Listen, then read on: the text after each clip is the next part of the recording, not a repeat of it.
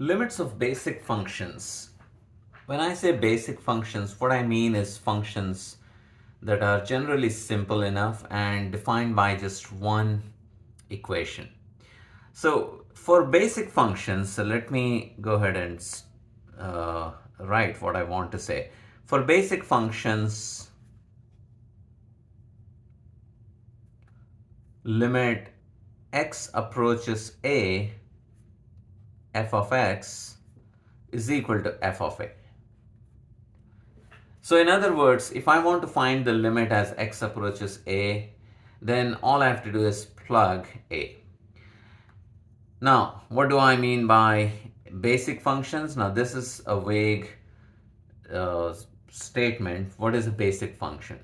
Well, I'm talking about functions that look like they're defined by a single equation, something like x squared.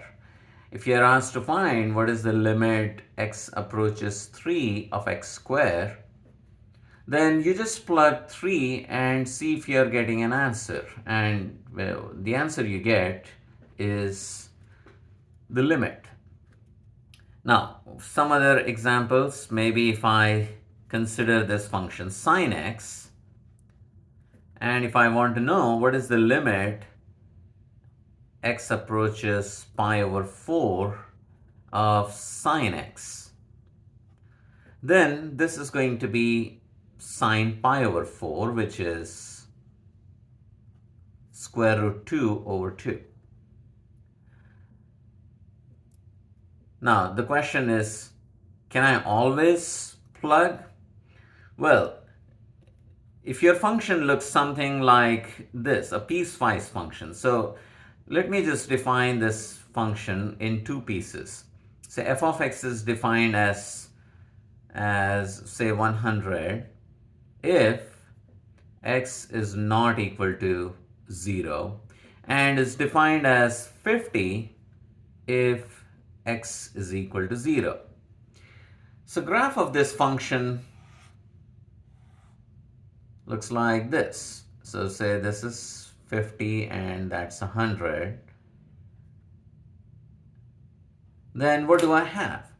Well, the function is almost 100, which means the function is this straight line, which is 100 units above the x-axis, whenever x is not equal to 0, which means not on the y-axis. So I got to avoid that point on the y-axis, and I have to keep going. Now, what happens when x is 0? Well, then it is defined as 50. So for functions like this, where there is a hole and the hole is being filled at a different point, then the limit as x approaches 0 of f of x is not f of 0. F of 0 would be 50, but we know the answer has to be 100 because as you approach 0 from the left or from the right, you're coming in this direction and you're approaching this point. What happens exactly at that point is not related to the limit. So for functions like this, which are piecewise functions, then I would not try to just plug. I want to see where the function is approaching. But for most functions, for example, all polynomial functions, this is going to work. All right, so this is how we can find the limit of basic functions. Sometimes we will have some trouble, like if I try to find, let's say this one, the example we looked in an earlier video, x squared minus 4 over x minus 2. Now, if I try to plug if I try to plug 2, then what I get is 2 squared minus 4 divided by 2 minus 2. So that is 4 minus 4, 0 divided by 0. Now, I can't say that this is equal to 1 or any other number because this is actually undefined. Now, anytime you have 0 in the denominator, it's undefined. But it could be either infinity or negative infinity. But when you have 0 over 0, you're not sure what it might be equal to. It might be equal to some real number, or it might be some infinity, either positive infinity or negative infinity. We don't know what 0 over 0 is really trying to tell us. So for basic functions like polynomials, or even when you have rational functions, now this function was fine if I had to find limit at some other number, say x approaches 1.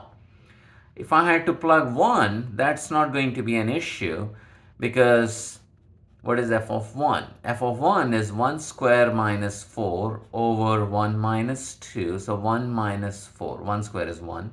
So that's negative 3 over negative 1. And you get an answer of 3. So this is the limit.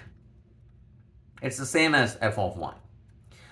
So if I want to keep it simple, I would say this. If your function is given by just one expression, not piecewise like this, but one expression, then try plugging in. If you get a meaningful number, that's your answer. But if you get 0 over 0 like here, then we have to do something else.